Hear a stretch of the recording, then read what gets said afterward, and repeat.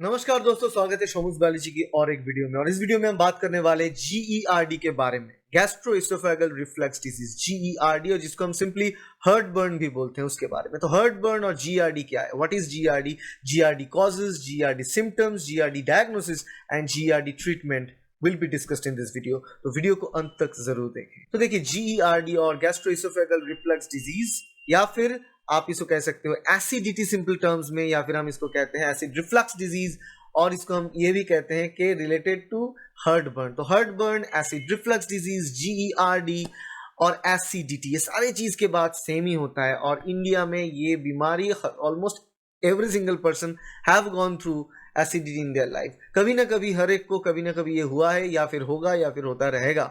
तो सालाना अगर बात करें डायग्नोस्ड, एकदम 100% डायग्नोस्ड GERD या फिर एसिड रिफ्लक्स डिजीज की, तो 1 करोड़ लोगों को भारत में ही ये डायग्नोसिस होता है। तो ये एसिड रिफ्लक्स क्या चीज है, उसको जानने के लिए एक छोटे सी एग्जांपल के तौर पे हम आपको बताएंगे कि एसिड रिफ्लक्स कैसे होता है और कैसे काम करता है। देखो, यहाँ पर नॉर्मली हम बात करते हैं हमारी बॉडी की हिस्सा अगर बात कर ले, तो यहाँ पर माउथ, यहाँ से कनेक्टेड होते हुए यहाँ से एक पाइप, आफ्टर खाने के बाद ये पाइप ऐसे नीचे की तरफ जा रहा है, जाके यहाँ पर होता है स्टोमक, यहाँ पर। तो स्टोमक यहाँ पर है, राइट।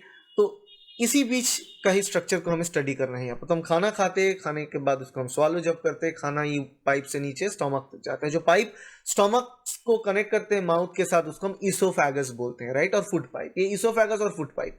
तो नॉर्मली क्या होता है, इस बीच एक वाल्व और ऐसे एक स्फिंक्टर मसल, जैसे कि डोनट की तरह देखने वाला एक मसल होता है, जो स्टोमक और इसोफेगस, जो लोअर इसोफेगस, ये अपर इसोफेगस, यहां से स्टार्ट होता है अपर इसोफेगस, ये एंड होता है लोअर इसोफेगस। तो लोअर इसोफेगस और स्टोमक की जॉइंट के बीच एक ऐसे डोनट शेप मसल होता है, जिसको हम लोअर इसोफेगल स्फिंक्टर बोलते हैं, LES, lower oesophageal sphincter muscle. अब ये लोअर इसोफेगल स्फिंक्टर मसल में क्या होता है, जब भी ये मसल का क्या रोल होता है, नॉर्मली खाना खाने के बाद वो स्टोमक में आ गया, स्टोमक में एसिड्स तैयार होता है, स्टोमक के अंदर कुछ सेल्स है जो एसिड तैयार करता है, और एसिड चाहिए होता है प्रोटीन को डाइजेस्ट करने के लिए, जो एंजाइम है उसको ठीक ठाक फंक्शन करे, इसको मेंटेन करने के लिए एसिड चाहिए होता है। तो स्टोमक में प्रोटीन की डाइजेशन स्टार्ट होता है, और उसमें ये एसिड चाहिए होता है, जो एंजाइम है जो प्रोटीन को डाइजेस्ट करेगा, विदाउट एसिड ठीक से फंक्शन नहीं करेगा। तो एसिड इसलिए चाहिए। तो स्टोमक में एसिड है, अब स्टोमक का एसिड ऊपर आ गया तो प्रॉब्लम हो जाएगा। मान लो कि आप सो गए, जैसे कैसे खड़े हो तो कोई प्रॉब्लम नहीं, नीचे ही है सब कुछ। हम अगर सो गए तो मतलब ये देखो, आप ऐसे नॉर्मली हो, ठीक है, ऐसे सो गए, और अगर आपका माथा जो है नीचे चला गया और पैर थोड़ा सा ऐसे एलिवेटेड है, तो क्या होगा, ऑटोमेटिकली क्या कहेंगे कि जो एसिड जो स्टोमक में है सो तो रिवर्स आ जाएगा, खाना जो है रिवर्स आ जाना चाहिए। मगर ऐसा होता नहीं है। हम अगर उल्टा भी किसी को लटका दे फिर भी खाना या फिर ऐसे ऊपर जल्दी से नहीं आएगा, क्योंकि यहाँ पर ये जो मसल है ना, ये स्फिंक्टर, ये ब्लॉक हो जाता है, क्लोज कर देता है। जब भी खाना अंदर आएगा, ठीक है, आने के बाद इसको क्लोज कर देता है, ताकि reverse flow of acidic food ना हो। जो एसिड है वो रिवर्स होके इसोफेगस में ना जाए। क्योंकि देखो, ये डाइजेस्टिव सिस्टम में स्टोमक जो सेल्स हैं, उस सेल कुछ कंपोनेंट्स ऐसे रिलीज करते हैं जिससे कि खुद को वो एसिड से प्रोटेक्ट करके रख सकता है। उसके अलावा इसोफेगस में ऐसा कोई प्रोटेक्शन नहीं है, मुंह के अंदर ऐसा कोई प्रोटेक्शन नहीं। इसीलिए अगर आप जितना एसिड हमारे स्टोमक में है, उससे कम एसिडिक कंटेंट भी मुंह में दे या फिर इसोफेगस में, तो वो जल के राख हो जाएगा। फिर भी स्टोमक में इतना एसिड होने के साथ भी बावजूद भी हम जिंदा है, बिल्कुल सब काम नॉर्मली कर सकते हैं, क्योंकि स्टोमक की जो सेल्स हैं वो खुद को प्रोटेक्ट करने के लिए भी कोटिंग भी वही तैयार करता है, जो इसोफेगस में नहीं है। तो अभी क्या होगा, किसी इंसान को अगर वो स्फिंक्टर में प्रॉब्लम हो, जो स्फिंक्टर यहाँ पर लोअर इसोफेगल स्फिंक्टर, वहां पे अगर प्रॉब्लम हो, स्फिंक्टर ठीक से काम ना करे, वो खुला के खुला रह जाए खाने के बाद, तब क्या होगा, एसिड ज्यादा से ज्यादा रिलीज होगा, और वो एसिड ऊपर आ जाएगा, मतलब इसोफेगस में आ जाएगा। जब भी वो एसिड इसोफेगस में आ जाएगा, तब क्या होगा, इसोफेगस में जलन होगा, क्योंकि इसोफेगस के सेल्स में वो प्रोटेक्टिंग लेयर और कोटिंग नहीं है, तो वहां पर जलन होगा। जलन मतलब यहाँ पे जलन, और जलन यहाँ से स्टार्ट होता है चेस्ट में से, तो इसको हर्ट बर्न भी बोलते हैं। जैसे कि हर्ट बर्न हो गया, तो इसे हर्ट बर्न भी बोलते हैं, या फिर रिफ्लक्स डिजीज बोलते हैं, गैस्ट्रो इसोफेगल रिफ्लक्स डिजीज, और एसिड रिफ्लक्स। तो एसिड रिफ्लक्स करके रिवर्स आ रहा है, ऊपर खाने की जो पाइप है, जो इसोफेगस है, वहां पर आ रहा है, और उसमें ज्यादा एसिड आने पर तो उस सेल का डैमेज भी हो जाएगा, अल्सर भी हो सकता है। तो ये प्रॉब्लम है gastroesophageal reflux disease. What are the causes of gastroesophageal reflux disease, और एसिड रिफ्लक्स की कॉज क्या है। मैंने आपको बताया कि जो लोअर इसोफेगल स्फिंक्टर, उसको ठीक ठाक काम ना कर पाना इसकी एक डिजीज की रीजन है।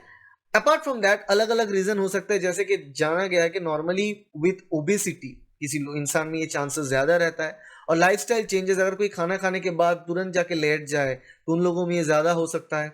या फिर अगर आप कोई एसिडिक फूड ज्यादा खा रहे हो तब भी ये आपको हो सकता है। तो ये सारी चीजें कारण है गैस्ट्रोइसोफेगल रिफ्लक्स डिजीज को और एसिड रिफ्लक्स की। तो कुछ कुछ खाना जैसे कि कॉफी हो गया, जैसे कि कोई साइट्रस फ्रूट हो गया, जैसे कि नींबू जैसा कोई भी फ्रूट हो गया, वो स्मोकिंग से भी ये बढ़ सकता है। अल्कोहल जो गैस्ट्रोइसोफेगल रिफ्लक्स है और जीआरडी है उसको बढ़ा सकता है, अल्कोहल एसिड रिफ्लक्स को बढ़ा सकता है। तो ये सारे खाने की जो वेरिएंट्स है, पीने की वेरिएंट्स है, उससे भी आपको एसिड रिफ्लक्स हो सकता है। अपार्ट फ्रॉम दैट कुछ कुछ डिजीज में हो सकता है जिसको हियरटल हार्निया बोलते हैं, उसके कारण भी ये जो लोअर इसोफेगल स्फिंक्टर है वो काम करना ठीक से बंद कर देगा, उसके कारण भी आपको जो है एसिड रिफ्लक्स डिजीज हो सकता है। चलिए अब बात करते हैं कि एसिड रिफ्लक्स या फिर जीआरडी सिम्टम्स के बारे में। एसिड रिफ्लक्स सिम्टम्स कौन कौन से सिम्टम्स आते हैं? देखो, नॉर्मली आपको हर्ट बर्न, मतलब आपको चेस्ट के एरिया में ऐसे जलन सा फील होना, या फिर ऐसे एसिड ऊपर कंटेंट आ गया इसोफेगस में तो आपको खांसी हो सकता है उसके साथ साथ। तो खाने के तुरंत बाद अगर आपको ऐसा फील हो कि कुछ कुछ ऐसा जलन सा हो रहा है चेस्ट के आसपास, या फिर ये पूरा विंड पाइप में जलन सा हो रहा है, खांसी हो रहा है, और ऐसे एक वॉमिटिंग टेंडेंसी आ रहा है, राइट, तो ये सारे सिम्टम्स हो सकते हैं आपको एसिड रिफ्लक्स हो रहा है, राइट। और ज्यादातर केस में अगर खाने के साथ साथ अगर आप बहुत सारे ज्यादा खाना एक साथ खा लिए और तब भी जाके आप पानी पी लिए उसके साथ साथ, और ज्यादा अमाउंट में खा लिया, स्टोमक भर चुका है, वो प्रेशर देगा रिवर्स स्फिंक्टर में, तो जाके ये एसिड रिफ्लक्स बन सकता है। खाना खाने के साथ साथ अगर आप सोने चले जाओ और खुद को ऐसे लेटा दो, और अगर आपकी जो सर है वो सिर आपको एलिवेटेड ना रहे, नॉर्मली हम बालिश लेके क्यों, तकिया लेके क्यों सोते हैं, देखो ऐसे सोते हैं ना स्लैंटिंग पोजीशन पे, तो एसिड रिफ्लक्स होने के चांसेस कम होता है। मगर अब अगर आप पूरा फ्लैट सोओगे तो एसिड रिफ्लक्स होने के चांसेस बढ़ जाएगा। और खाना खाने के साथ साथ अगर आप एक्सरसाइज करें या फिर बहुत ज्यादा दूर चल फिरे या फिर दौड़े, तब भी जाके एसिड रिफ्लक्स हो सकता है। So these are all causes.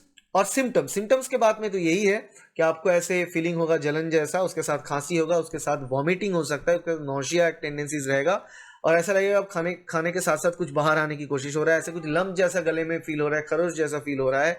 हो सकता है कि ड्यू टू एसिड रिफ्लक्स, अगर बहुत दिन से आपको एसिड रिफ्लक्स हो रहा है, जो क्रॉनिक एसिड रिफ्लक्स है, उसके वजह से सेल्स में डैमेज हो जाए, अल्सर हो जाए, उसके कारण यहाँ पर सूजन हो जाए और स्वेलिंग हो जाए अंदर इसोफेगस में अगर स्वेलिंग हो गया तो उसमें आप खाना खाने के टाइम पे जब स्वालो करोगे ऐसे, तब पेन होगा। तो ये सारी चीज यहाँ पर हो सकता है। जलन महसूस होना सबसे कॉमन इसका साइड इफेक्ट और सिम्टम है। तो चलिए अब बात करते हैं कि जीआरडी ट्रीटमेंट से पहले जीआरडी डायग्नोसिस या फिर एसिड रिफ्लक्स डायग्नोसिस कैसे किया जाए। तो एसिड रिफ्लक्स को डायग्नोस बहुत आसानी से कोई गैस्ट्रोएंटरोलॉजिस्ट या फिर आपके जनरल फिजिशियन भी कर सकते हैं, depending upon your symptoms. Symptom से बहुत आसानी से पता चल जाएगा। सो एसिडिटी जो जिस लोगों में है, सिम्टम से बहुत आसानी से पता चल जाएगा।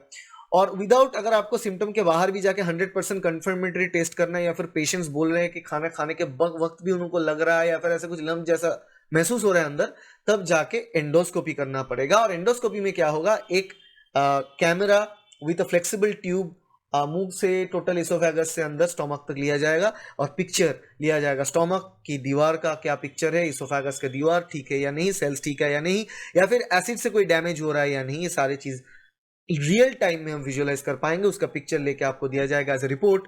और अगर कहीं पे ऐसा अल्सर हो रहा है या फिर कोई भी ऐसी दिक्कत है, वहां से टिश्यू लेकर बायोप्सी भी किया जाएगा, देखना पड़ेगा कि टिश्यू क्या है, ठीक ठाक से वो काम कर रहा है या नहीं, या फिर एसिड प्रोडक्शन आपके स्टोमक में ज्यादा हो रहा है नहीं, सारी चीजें पता चल जाएगा। उससे दूध का दूध पानी का पानी हो जाएगा। That is a confirmatory test for GERD या फिर एसिड रिफ्लक्स।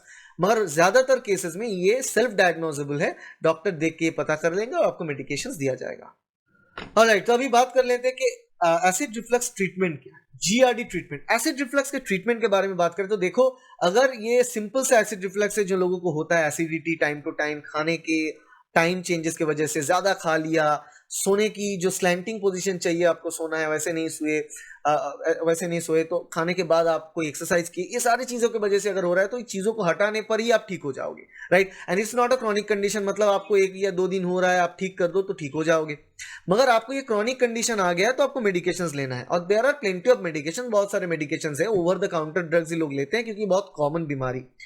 तो इसमें पहली जो मेडिकेशन वो तो है एंटासिड्स। तो एंटासिड ओवर द काउंटर मिलता है, आप ले लो। एंटासिड लेना है, मतलब जो एसिड की प्रोडक्शन है उसको रोकना है आपको। तो बेसिकली देयर आर एक तो होता है एक ऐसा कंपोनेंट जो आपके एसोफेगस में कोटिंग बना दे, खाने से पहले 15 मिनट 20 मिनट पहले आपको खाना है, जैसे कि सुक्राल्फेट सोल्यूशन हो गया, जो आपकी जो एसोफेगस से उसकी दीवार में कोटिंग बना देता है ताकि जो एसिड अगर आए भी तो सेल को डैमेज ना कर पाए, अल्सर ना कॉज कर पाए।